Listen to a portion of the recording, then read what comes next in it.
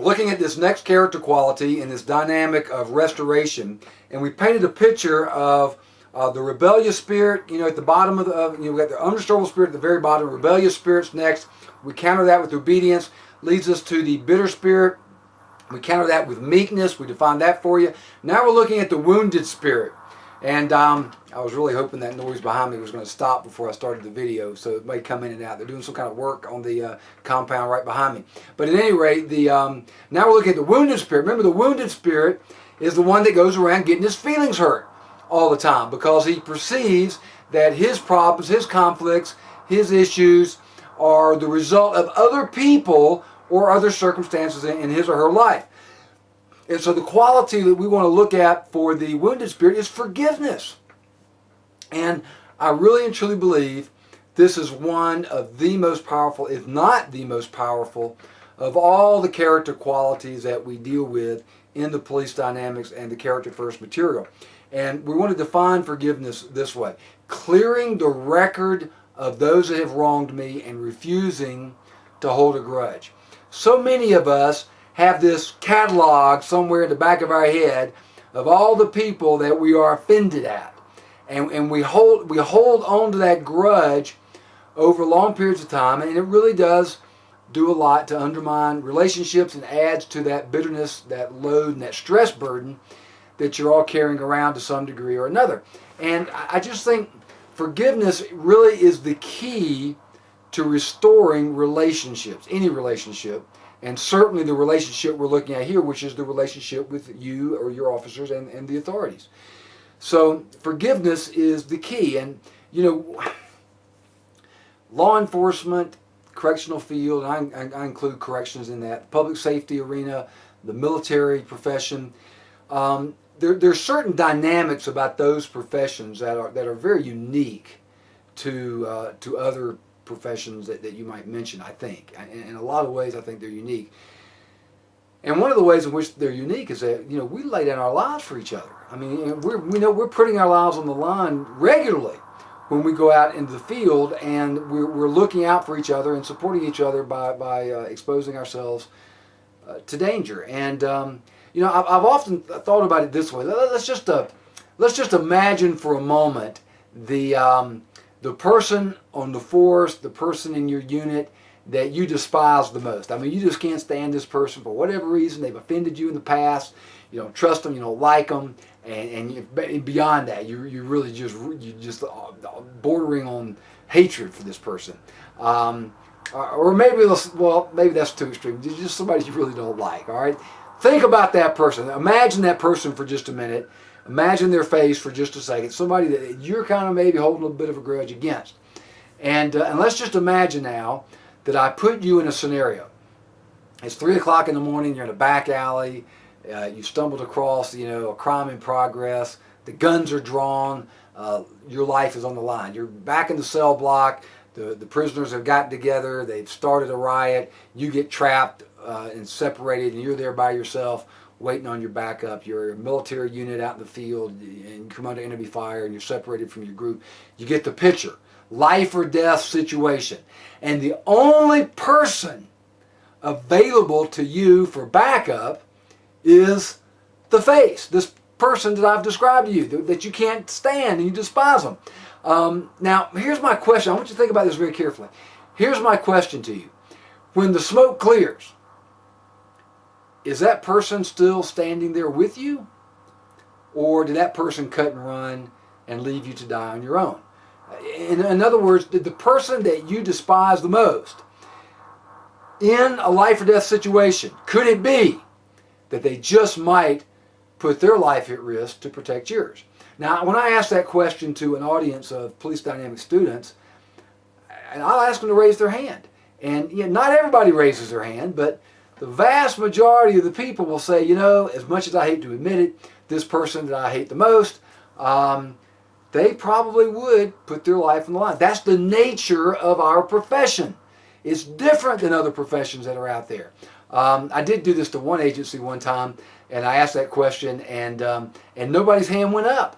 And then I said, well, how many of you think this person would leave you To die on your own. And every hand went up. And I thought, I must not have asked the question the right way. Come to find out, they were all thinking about the same guy. It was the same guy in this agency they all hated the most. So fortunately, we were able to narrow that down. But anyway, apparently he was a real problem. But the point is, the vast majority of us realize that our worst enemies in the profession will be there to support us when the chips are down. And so, as the scripture says, no greater love hath a man than this, than he lay down his life for his friends. Does that give us the foundation for a relationship?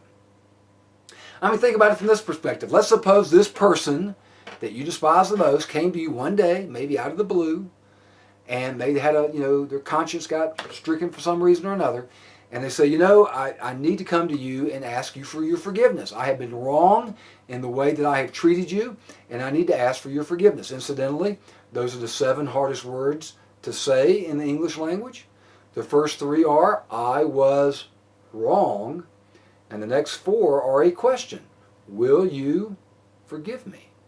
And a question requires an answer. You don't get off the hook by just saying, I'm sorry or I apologize. A question like this, will you forgive me, requires a response. And that's a key point when we look at restoring relationships. That's a key technique to use, is to make sure if you're the one that did the offense, if you're the one asking for forgiveness, then you need to be sure that you admit that you were wrong, and you need to be sure that you ask for forgiveness as opposed to saying, I'm sorry or I apologize. But anyway, let's suppose this person comes to you and they say to you the 7 hardest words to say in the English language. And you think they're sincere. They're not just blowing smoke. They've really had a change in heart, change in attitude. Could you find it in your heart to forgive them if they came to you in that humble, repentant spirit that I just described? And I think most of you would say, yeah, if they came to me just like that, I could probably forgive them under those circumstances if they did just what you said, admitted they were wrong, asked me the question, and I felt like they were genuine and sincere. That's called level 1 forgiveness. And that's hard enough to do. Now let me just tell you this. Forgiveness doesn't mean that it's not the same thing as pardon. Pardon is when you're excused from the consequences of your actions. Forgiveness is not that way at all. And you can use this with your kids. And I did with mine. If they were let's say they were on restriction for one thing or another, they would come to me crying and bawling, and so, Daddy, I was wrong. Will you forgive me? Because I taught them those 7 words. And of course I forgive you. My forgiveness is unconditional, with my kids anyway. Of course I'm going to forgive you. Well, good. Then can I go out and play? No, you're on restriction. But I thought you just forgave me. I did forgive you. Then why can't I go play? Because forgiveness is about restoring the relationship. It's not about avoiding consequences. It's a whole different ballgame. So if a person comes to me that I don't trust and asks me for forgiveness, I might forgive them, but that doesn't mean that they've gained my trust. Or that doesn't mean that they're off the loop or off the hook for some consequences of their offensive behavior if they violated policy or whatever else. So try to keep those 2 things separate. They're related, but they're separate concepts. Forgiveness, which deals with relationships, and pardon, which deals with consequences. But that's level 1 forgiveness if you grant that forgiveness when they come to you in that manner. The question I have for you now is, what if that person never comes? I mean, what if that person never has their conscience stricken? They never come to you with that repentant heart. Or maybe that person that offended you, maybe they're not even around anymore. Maybe it's a family member you've been estranged from. Maybe it's somebody is dead, and they're never going to be able to come to you and ask you that question, at least not in this life. Now what are you going to do about it? Well, so my question becomes, even if they never come, even if they never ask, could you find it in your heart to forgive them?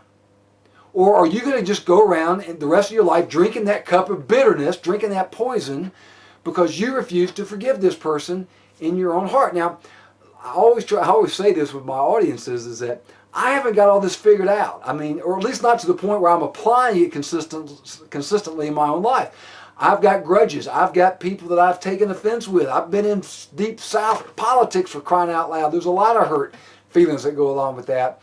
And there's some things I'm still dealing with. But the fact that I know I'm dealing with it, the fact that I know that I've got it to deal with, I think is part of the process. But I'm a work in progress. We all are. None of us have all this figured out yet. And so we're all working through this and trying to get better, hopefully. So that would be level 2 forgiveness. Level 2 forgiveness is, will you forgive them if they never even ask? Can you just, relieve? I mean, could you just make a decision?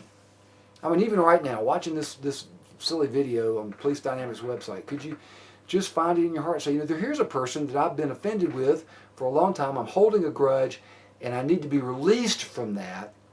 Could you find it in your heart to forgive them, even if they never ask? And then think about, who have you offended? And who do you need to go to and ask for forgiveness? Because that's the key to restoring these relationships. And if we could get that kind of dynamic going on within an organization, it'd be so powerful toward restoring some of these internal relationships. So again, more to be said. There's techniques you can use in conflict resolution that are very, very powerful. Maybe we'll get to those on a future post. But this is probably enough for this particular session. So Sheriff Ray Nash, till the next time, and we're going to look at the last one, the independent spirit. What character quality do we apply to restoring them, and then wrap this whole dynamic up in a summation there at the end of that session. So, Sheriff Ray Nash, until next time.